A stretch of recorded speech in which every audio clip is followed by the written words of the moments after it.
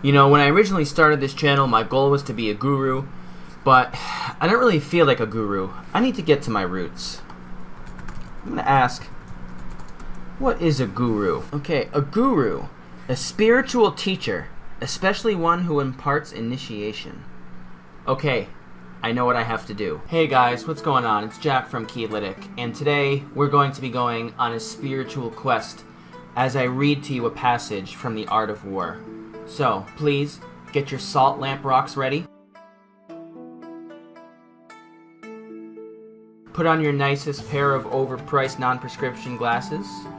And if you believe in a god, now is time to give him thanks. Squidward, give me guidance on my dropshipping journey, and allow me to give strength to my audience of only 191 subscribers, where only 10 people will actually wind up watching this video. The Art of War is a book that is thousands of years old and has been used to teach everything from business lessons to strategy and everything about life. Allow me to read you the following quote. So a military force has no constant formation. Water has no constant shape. The ability to gain victory by changing and adapting according to the opponent is called genius.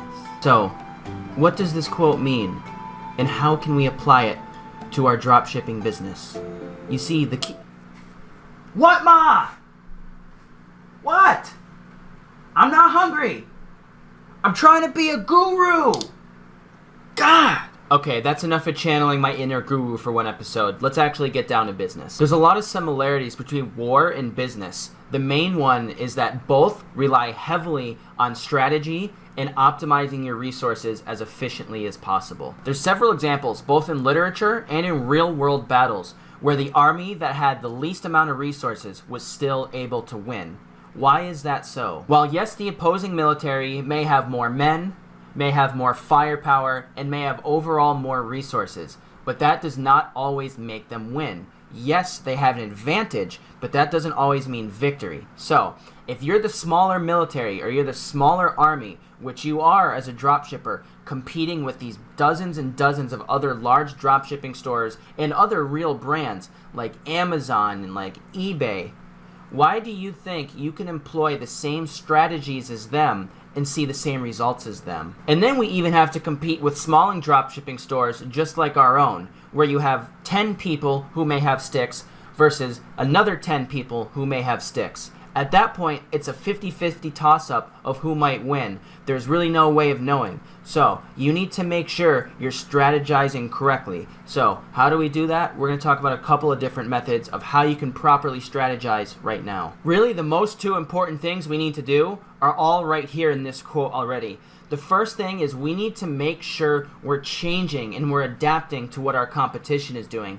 So if they're selling the same products to the same audience, but they have more resources, how do we expect to win selling those same products to that same audience with much less resources? It doesn't work in military combat, and it absolutely does not work in dropshipping. So we don't want to copy exactly what the big competitors are doing because we're not going to be able to compete with them. So we have to switch up our tactics. So if everyone else is advertising on Facebook, you know what? Why don't you try advertising on Twitter or Pinterest or YouTube? Why don't you try some of these channels that these YouTube gurus aren't promoting? So this leads into my second point. Before you even go into a battle or launch a campaign, you have to strategize. There's a lot of people that don't have any kind of strategy and they're just throwing up ads and they're saying, okay, well, we'll see what happens. Let's see what sticks.